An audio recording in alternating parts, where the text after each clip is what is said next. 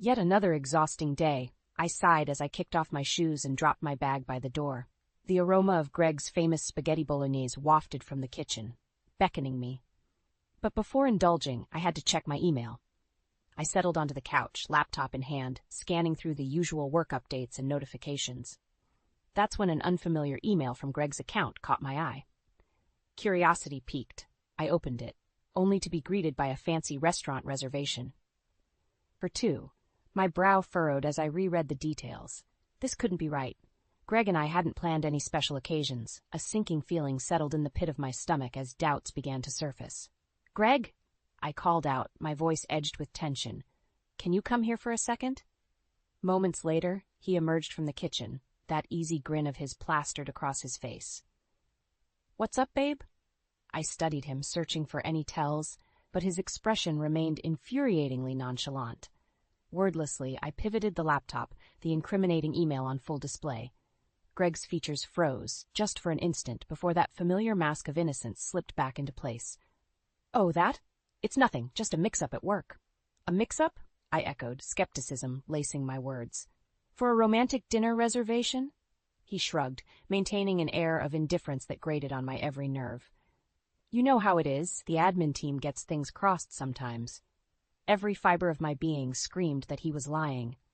But without proof, I knew pressing the issue would only lead to another circular argument, something we'd become all too familiar with lately. So I forced a tight smile and nodded. "If you say so." But even as we settled in for dinner, the lingering doubts gnawed at me. This wasn't just a simple mix-up.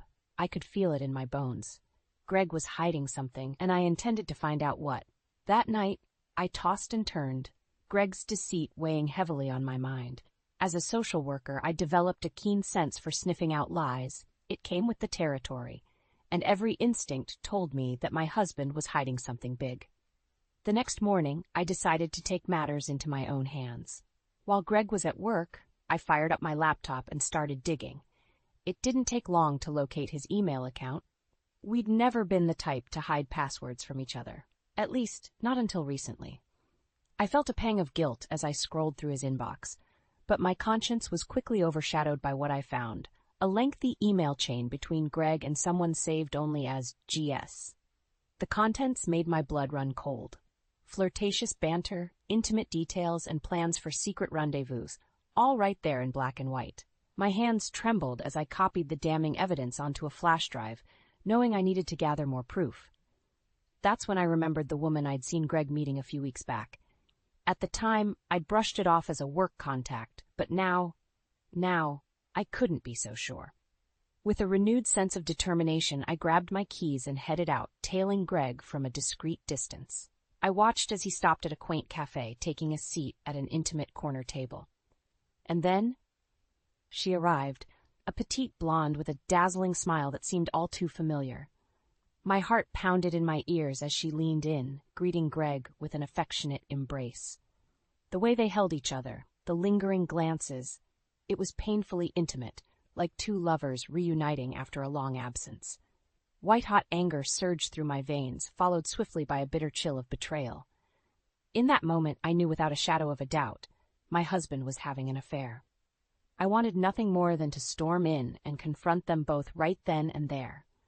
But I knew that would only give Greg the upper hand, allowing him to twist the narrative as he so often did. No, I needed to play this smart, gather enough evidence to back him into a corner, leaving him nowhere to hide from the truth. Only then could I truly make him pay for his deceit. With a deep, steadying breath, I turned and headed back to my car, already formulating my next move. Greg had made a grave mistake in underestimating me, a mistake he would soon come to regret. A few days later, I found myself at a social workers' networking event, the perfect opportunity to gather more intel on Greg's mystery woman. As I mingled with colleagues, a familiar face caught my eye. Mira Johnson, an old friend from college.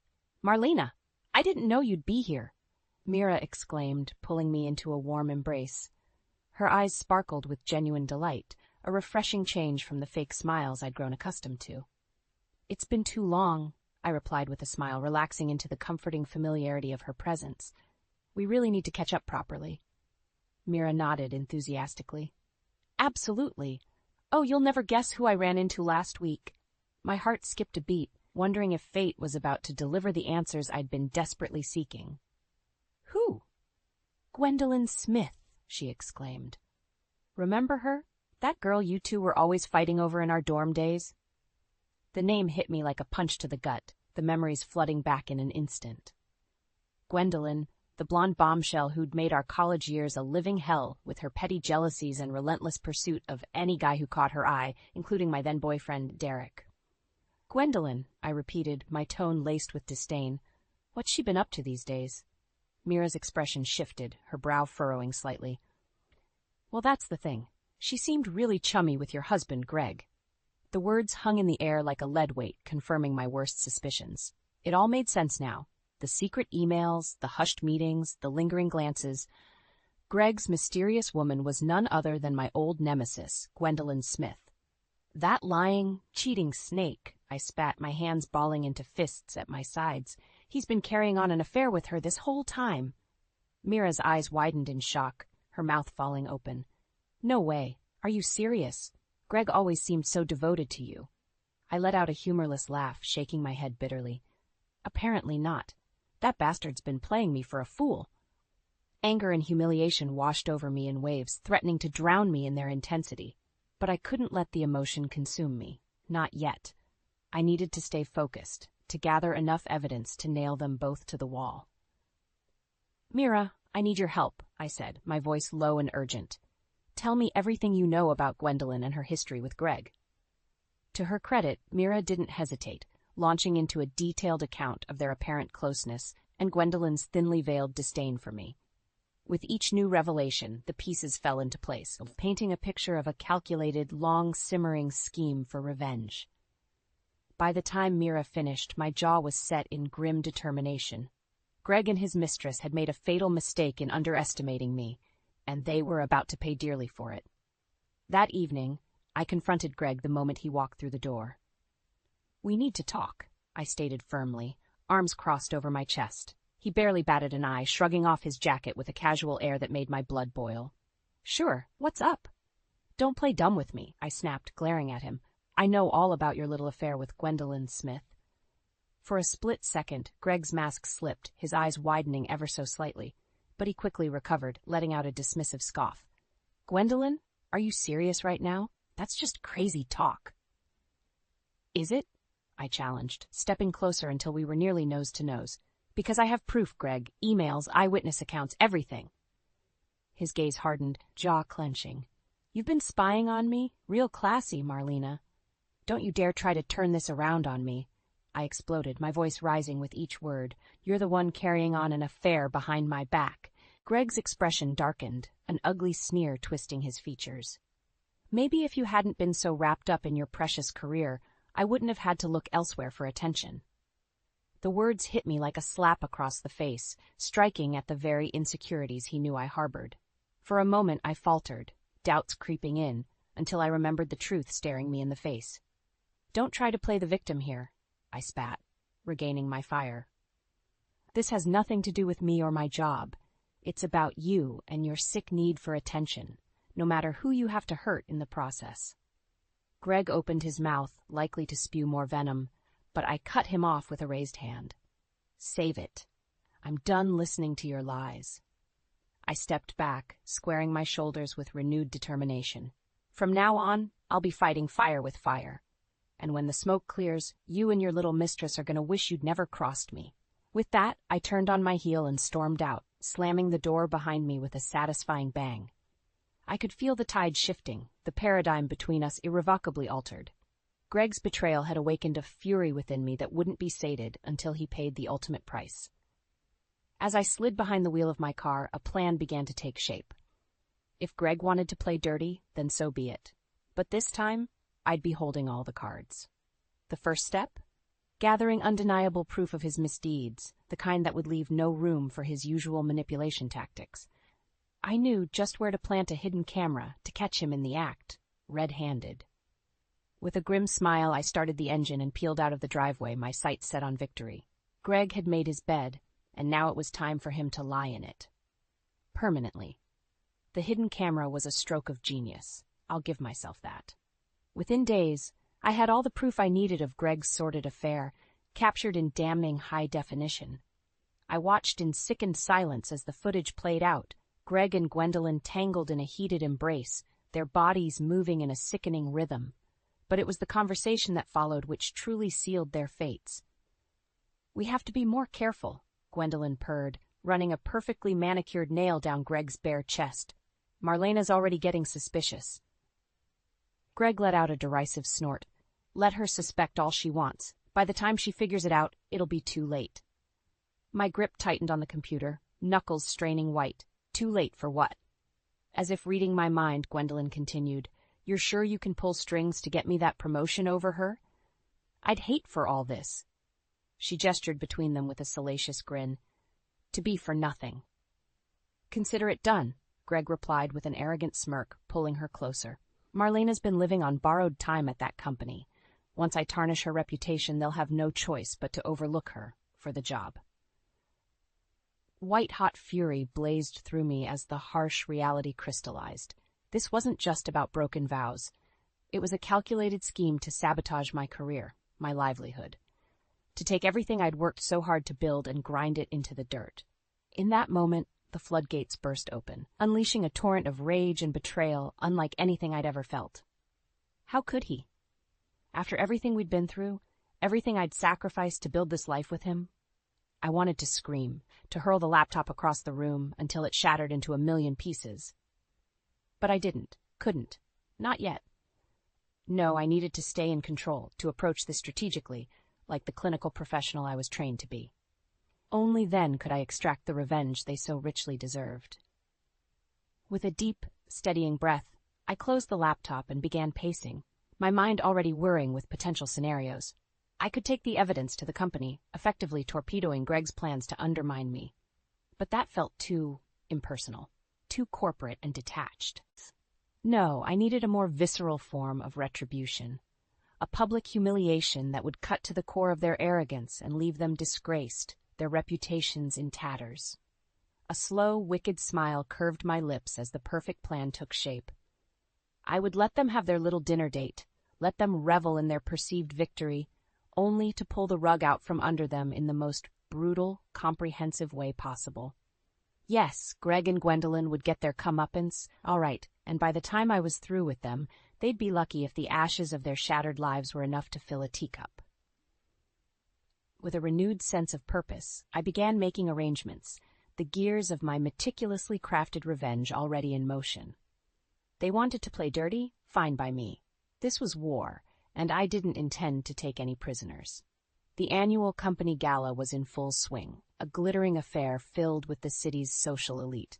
Greg and Gwendolyn swept in like royalty, reveling in their perceived victory over me. Little did they know, I had a few surprises in store.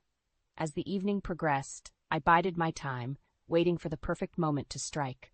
Finally, as Gwendolyn took the stage to accept her undeserved promotion, I made my move. Before we proceed, I called out, my voice ringing clear across the hushed ballroom. All eyes turned towards me, but I kept my gaze locked on the stunned expressions of my traitorous husband and his mistress. "I'm afraid there's been a terrible mistake," I continued, striding forward with purpose. "You see, this promotion was meant for me until certain individuals conspired to undermine my reputation through lies and deceit." A murmur of confusion rippled through the crowd as I produced the sleek remote control, thumbing the button to project the incriminating footage onto the massive screen behind me. Greg and Gwendolyn's illicit affair played out in lurid detail, their hushed conversation about sabotaging my career echoing through the suddenly silent room. "You see, ladies and gentlemen," I addressed the captive audience, "my husband thought he could have his cake and eat it too, carrying on an affair while plotting to destroy my professional life in the process." I fixed my glare on Greg, who had gone deathly pale.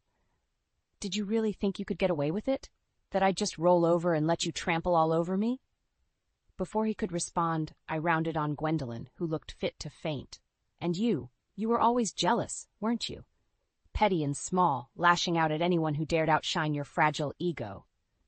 With each biting word, I advanced on the pair until I stood mere feet away, reveling in their abject humiliation. "Well, no more," I declared, my voice hardening to steel. This is where your manipulation ends. Turning back to Greg, I let the weight of his betrayal crash over me one final time. You have a choice, Greg. Resign, effective immediately, or I take this evidence to the authorities and pursue charges for corporate sabotage, fraud, you name it. His mouth worked soundlessly, the arrogant bravado he usually cloaked himself in shredded to tattered remnants. Well? I pressed, quirking an expectant brow. What's it going to be? In that moment, it was as if all the fight, all the pompous disdain, drained out of him, leaving a hollowed husk in its wake. His shoulders slumped in defeat. I'll resign, he muttered, unable to meet my gaze. A hushed gasp rippled through the crowd as I allowed myself a grim smile of satisfaction. With those 3 words, the power had shifted irrevocably, and he knew it. As security led the disgraced pair away, the ballroom erupted in thunderous applause. Well-wishers and colleagues swarmed around me, offering congratulations and commendations for my integrity. But I brushed them all aside, focusing on a single thought: justice, finally served. And it tasted sweeter than I could have ever imagined. The gala's afterglow still lingered as the crowd thinned out, leaving only a smattering of revelers. I stood off to the side, savoring a well-earned glass of celebratory champagne. Marlena? The familiar voice made me turn to find my boss, Jonathan, regarding me with a mixture of awe and respect. I can't begin to express how impressed I am by the way you handled this situation. I offered him a gracious nod, the bitterness of Greg's betrayal finally starting to ebb. I only did what was necessary to protect the company's integrity. Jonathan shook his head firmly. It was more than that. It was an incredible show of character and resilience in the face of such underhanded tactics. His gaze turned solemn. I'm deeply sorry you had to endure such a violation of trust from someone you loved. The words hung heavy in the air, raw emotion welling up. But I swallowed it down, lifting my chin. Thank you. But that's all in the past now. I managed a small smile. I'm just glad the truth finally came to light. As are we all, Jonathan agreed with feeling, which is why I wanted you to be the first to know. The leadership position is yours if you'll accept it. You've more than proven your mettle. A surprised breath escaped me as the implication sank in. After everything, I was being rewarded with the very promotion that Snake Gwendolyn had schemed so ruthlessly to steal. Poetic justice, indeed. I thank you, Jonathan, I replied, equal parts humbled and elated. You can count on me to give my full dedication to this new role. A smattering of cheers and applause broke out as word spread, a small crowd gathering to offer their congratulations. I accepted them all with as much grace as I could muster, still reeling slightly from the whirlwind of the past 24 hours. Eventually, the well-wishers dispersed, leaving me alone with my thoughts. As my gaze swept over the opulent ballroom, now devoid of its glamorous trappings, a profound sense of closure washed over me. This chapter of my life, the one marred by Greg's poisonous deception, was officially closed, and a new one beckoned, brimming with hard-earned promise and the respect of my peers. Perhaps for the first time since this nightmare began, I allowed the tension to bleed from my shoulders, exhaling a deep, cleansing breath. Greg and his tawdry schemes held no power over me anymore. I was free. As for what lay ahead, only time would tell. But one thing was certain: I would greet it head-on, bolstered by an unshakable self-belief forged in the fires of sweet, well-deserved revenge. Yes, the future was looking brighter than ever, and I had every intention of basking in its warm, liberating glow. A few months later, I settled into the plush leather chair behind my new desk, surveying my freshly appointed office with a contented smile. The past few weeks had been a whirlwind of settling into my hard-won leadership role, but the swirl of activity was an invigorating change of pace, one I welcomed with open arms. A soft knock at the door pulled me from my reverie. Come in. Mira poked her head in, beaming. Hey you, got a second? For you, always. I waved her inside. What's up? Oh, not much, she said airily, sliding into the chair across from me. Just thought I'd pop in and see how the big boss lady is adjusting to life at the top. I rolled my eyes good-naturedly. Please, it's not that grand. Just a new set of challenges, that's all. Uh-huh, and I'm sure you're tackling them all with your usual flair. Mira's expression turned serious. Honestly, Marlena, I'm really proud of you for how you handled that whole mess with Greg. You could have easily crumbled, but instead you rose up stronger than ever. My chest swelled with a mixture of pride and humility. Coming from someone like Mira, whose friendship and support had been utterly invaluable these past months, the words carried profound weight. "Thank you," I replied simply, holding her gaze. "I couldn't have done it without you, and the other amazing women in my life who had my back." Mira nodded, seemingly satisfied before that familiar mischievous glint returned to her eye. "So, now that you're all professional and important, does this mean you'll be too busy for us regular folk?" I barked out a laugh. "Get out of here with that. You know you're stuck with me." "Good," she grinned, "because I wouldn't have it any other way. We celebratory drinks tonight? My treat?" "You're on," I agreed with a smile, already feeling the burdens of the day melting away at the prospect of an evening of laughter and commiseration with my closest friend. As Mira excused herself, I leaned back in my chair, basking in the quiet satisfaction of a life and career finally back on track. Greg's betrayal still stung, that much was undeniable, but the ache had faded into a dull throb, easier to compartmentalize with each passing day. A faint buzzing from my computer caught my attention, a news alert with Greg's name in the headline. I clicked through, unsurprised to find it was another sordid account of his continued downward spiral in the aftermath of our very public, very messy split. Gwendolyn's name featured prominently as well, cementing her role as his partner in undoing. According to the reports, she'd relocated to someplace far away, her misguided ambition to take what wasn't hers, ultimately her own undoing. I exhaled a soft snort, shaking my head. Let them wallow in the squalor of their self-made misery. As for me, I was too busy thriving to spare them a second thought. A memo caught my eye, reminding me of the upcoming mentorship program orientation. I felt a swell of pride coursing through me. Nurturing the next generation, passing along the hard-won wisdom I'd accrued over the years. It was an honor and responsibility I didn't take lightly. Who knew? Maybe by paying it forward, I could help spare a few bright young minds from falling into the same traps I once had.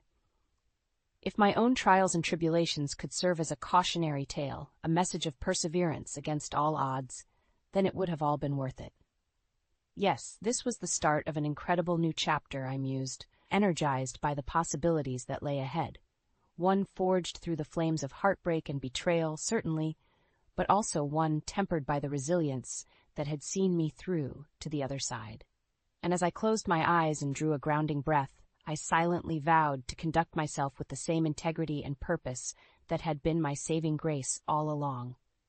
No matter what storms may come, I would face them head-on and emerge victorious. This, I could finally say with conviction, was only the beginning.